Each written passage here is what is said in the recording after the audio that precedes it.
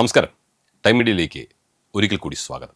നിങ്ങൾ ഒരു വീടോ അല്ലെങ്കിൽ ഒരു കടമുറിയോ വാടകയ്ക്ക് കൊടുക്കാൻ ആഗ്രഹിക്കുന്ന വ്യക്തിയാണോ? നമ്മുടെ നാട്ടിലെ പുതുക്കിയ വാടക നിയമങ്ങളെക്കുറിച്ച് നിങ്ങൾക്ക് അറിയാൻ താല്പര്യമുണ്ടോ? അതോ ഒരു ബാങ്കിനോ വൻകിട കമ്പനിക്കോ നിങ്ങളുടെ കെട്ടിടം വാടകയ്ക്കോ ലീസിനോ നൽകാൻ നിങ്ങൾക്ക് പ്ലാൻ വല്ലതും ഉണ്ടോ? എങ്കിൽ ഈ വീഡിയോ നിങ്ങൾക്കുള്ളതാണ്. കേരളത്തിലെ വാടക നിയമങ്ങളിൽ 2025 വന്നിരിക്കുന്ന വിപ്ലവകരമായ മാറ്റങ്ങളെക്കുറിച്ചും കെട്ടിട ഉടമയുടെയും വാടകക്കാരൻ്റെയും അവകാശങ്ങളെക്കുറിച്ചും നമുക്ക് ഈ വീഡിയോയിൽ നിന്ന് വിശദമായി പരിശോധിക്കാം. ആദ്യമായി അറിഞ്ഞിരിക്കേണ്ട ഒരു കാര്യം, ഇനി മുതൽ വെറും വെള്ളക്കടലാസിലോ സാധാരണ സ്റ്റാമ്പ് പേപ്പറിലോ എഴുതുന്ന കരാറുകൾക്ക് നിയമസാധുത പോരാ. 2025 ജൂലൈ 1 മുതൽ എല്ലാ വാടക കരാറുകളും ഡിജിറ്റലായി സ്റ്റാമ്പ് ചെയ്യുകയും ഓൺലൈനായി രജിസ്റ്റർ ചെയ്യുകയും വേണം. പഴയ രീതികൾ ഇല്ല. കരാർ ഒപ്പിട്ട് 60 ദിവസത്തിനുള്ളിൽ ഇത് ചെയ്തില്ലെങ്കിൽ ഉടമയ്ക്കോ വാടകക്കാരനോ കുറഞ്ഞത് 5000 രൂപ വരെ പിഴ അടയ്ക്കേണ്ടതായി വരും. ഇത് തർക്കങ്ങൾ ഉണ്ടാകുമ്പോൾ കോടതിയിൽ വേഗത്തിൽ പരിഹാരം കാണാൻ സഹായിക്കും. മുമ്പ് കെട്ടിട ഉടമകൾ അവർക്ക് തോന്നും പോലെ വലിയ തുക അഡ്വാൻസ് വാങ്ങിയിരുന്നു. എന്നാൽ പുതിയ നിയമം ഇതിന് ഒരു പരിധിയൊക്കെ നിശ്ചയിച്ചിട്ടുണ്ട്. തോന്നിയതുപോലെ വാങ്ങാൻ കഴിയില്ല. താമസ ആവശ്യങ്ങൾക്കായി, അതായത് റെസിഡൻഷ്യൽ പർപ്പസിനായി പരമാവധി 2 മാസത്തെ വാടക മാത്രമേ സെക്യൂരിറ്റി ഡിപ്പോസിറ്റായി വാങ്ങാൻ കഴിയൂ. വാണിജ്യ ആവശ്യങ്ങൾക്കായി, അതായത് കൊമേഴ്ഷ്യൽ പർപ്പസിന് കടമുറികൾക്കും ഓഫീസുകൾക്കും പരമാവധി 6 മാസത്തെ വാടകയെ ഡിപ്പോസിറ്റായി ഈടാക്കാൻ പാടുള്ളൂ. വാടകക്കാരൻ കെട്ടിടം ഒഴിയുന്ന ദിവസം തന്നെ എന്തെങ്കിലും ന്യായമായ കുറവുകളുണ്ടെങ്കിൽ അത് കഴിച്ച് ബാക്കി തുക ഉടമ അപ്പോൾ തന്നെ നൽകണം. നിങ്ങൾ നിങ്ങളുടെ കെട്ടിടം ഒരു ബാങ്കിനോ IT കമ്പനിക്കോ നൽകുകയാണെങ്കിൽ കരാറിൽ ചില പ്രത്യേക കാര്യങ്ങൾ ശ്രദ്ധിക്കണമെന്നാണ് ഓർമ്മിപ്പിക്കാനുള്ളത്. ഒന്നാമത് പാട്ടക്കാലാവധി സംബന്ധിച്ചാണ്. ഇത്തരം സ്ഥാപനങ്ങൾ സാധാരണ 3 മുതൽ 15 വർഷം വരെ ദീർഘകാലത്തേക്കാണ് കെട്ടിടം നിങ്ങളിൽ നിന്നും ഏറ്റെടുക്കുന്നത്.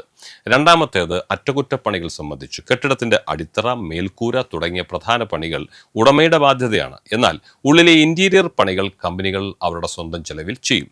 മൂന്നാമത് ടാക്സ് സംബന്ധിച്ച്. വാടക 2,40,000 രൂപയിൽ കൂടുതലാണെങ്കിൽ കമ്പനികൾ 10% TDS കുറച്ച് വാടക നിങ്ങൾക്ക് നൽകൂ. അതുകൊണ്ട് നികുതി കാര്യങ്ങൾ കരാറിൽ വളരെ വ്യക്തമായി എഴുതി വച്ചിരിക്കണം. പിന്നെ മറ്റൊരു കാര്യമുള്ളത്, ഇഷ്ടം പോലെ വാടക കൂട്ടാൻ ഇനി ഉടമകൾക്ക് കഴിയില്ല. ഒരു കരാർ കാലയളവിൽ 12 മാസം തികയാതെ വാടക കൂട്ടാൻ പാടില്ല. വാടക വർദ്ധിപ്പിക്കുന്നതിന് 90 ദിവസം മുമ്പ് വാടകക്കാരന് നിങ്ങൾ നോട്ടീസ് നൽകിയിരിക്കണം. സാധാരണഗതിയിൽ വർഷം തോറും 5% മുതൽ 10% വരെ വർധനവാണ് കേരളത്തിൽ കണ്ടുവരുന്നത്. ഉപഭോക്തൃ അവബോധത്തിന്റെ ഭാഗമായി ചില കാര്യങ്ങൾ ഒന്ന് ഓർത്തുവെക്കുന്നത് നല്ലതാണ്.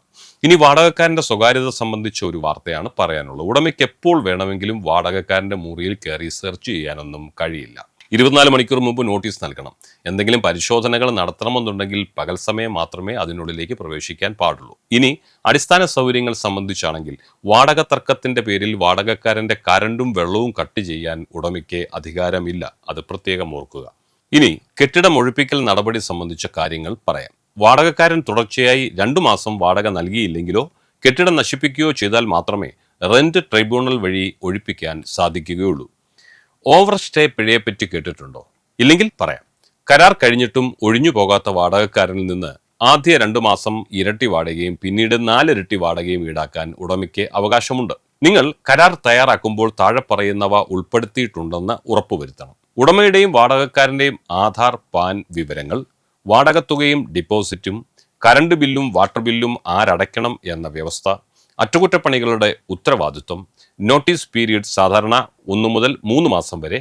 നിയമങ്ങൾ കൃത്യമായി പാലിച്ച് മുന്നോട്ട് പോകുന്നത് ഉടമയ്ക്കും വാടകക്കാരനും ഒരുപോലെ ഗുണകരമാണെന്ന് പ്രത്യേകം പറയേണ്ടതില്ലല്ലോ.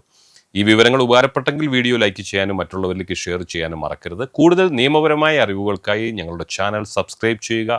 മറ്റൊരു വിഷയവുമായി വീണ്ടും കാണുന്നതുവരെ നിങ്ങൾക്ക് എല്ലാവർക്കും ഒരിക്കൽ കൂടി ഞങ്ങളുടെ നന്ദി. നമസ്കാരം.